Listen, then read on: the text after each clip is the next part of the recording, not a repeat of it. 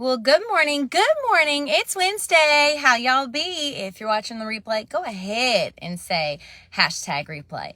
So last week, I kind of mentioned a little bit about these two words, but I really believe that the reason why you are not obtaining what you want is because of either lack of discipline or too many distractions. It could be both, but it might lean more one towards the other. So let's talk about it.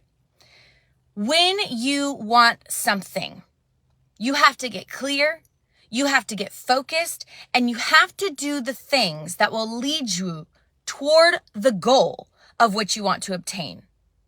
What happens is we tend to lose steam. I mean, let's be honest. Once the excitement wears off, it just kind of becomes mundane. But you have to keep the goal in the forefront of your mind. You have to keep the clarity of the vision of what you're moving towards. And then a lot of the times I see people and they just get distracted, right? I mean, something is always shinier. Something is always demanding our attention. You know, it's so interesting because this really does go for any facet of life. Have you ever heard the term pay yourself first?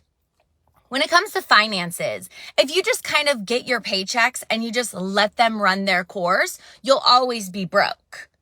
But instead, if you're a believer, of course, you give your 10% to God because it's all His anyways. And then you pay yourself first. You pay yourself wisely. You put it into investments. You make sure that you're stacking it away, not only for a rainy day, but so that true freedom can reign in your life. Okay. Now you can sit there and you can say, my God will provide all my needs. And yes, He will, but He will also give you discipline. He will also give you strategy, and He will also see if He can trust you with a little so that He can trust you with much. So let's talk about your health. We tend to think, oh, there's always tomorrow. I mean, I'm so young. I've got so much time ahead of me. And then all of a sudden, we wake up, we roll out of bed, and we're like, wow, my knees hurt, my back hurts. I don't have any energy. I feel awful. And we start to realize how much we bought into the lie that there's so much time, and therefore, we didn't have to do the daily things so that we were actually making sure that our temple was taken care of. We were actually prioritizing our health and making choices accordingly. Friends, this goes with everything. So when it comes to your day to day, what is demanding your focus? Is it your discipline, your regimen, your goals in the forefront of your mind? Or is it the distractions that are constantly pulling at you? Friends, I have boundaries in most every facet of my life. Like I literally have boundaries with my phone. I have boundaries with my time. I have boundaries with my money. I have boundaries with relationships. I have boundaries with my kids. I have boundaries with food. I have boundaries. Boundaries. Because guess what I know?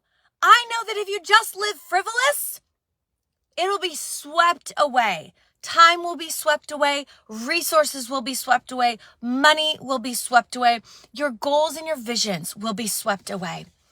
And so I actually want to, and I'm going to look at this because I want to make sure that you get this. Write down 4 or 5 things that you have committed to change. Think over the last season. I want you to really reflect here and become self-aware. And then write down 4 or 5 things that you want to change because of your reflection of the last season. And then write down how you will intentionally nurture these changes. How will you intentionally get after them? And then this is so beautiful. Are you ready? And then how does your identity in the one true living God align you to not only make these changes, but keep you in alignment with who He is and who you are and who He has called you to be? I think we have bought into the lie of mediocre. I think we have been told that we are just here to survive. That is not kingdom. Kingdom is that you would thrive. Kingdom is that your cup overflows. Kingdom is that you are so blessed, you can go be a blessing to others because your cup is so full. Your cup runneth over, that not only is everything you need met, all that you have is needed, is met, but you're overflowing so that you can meet the needs of others. Friends, that is kingdom.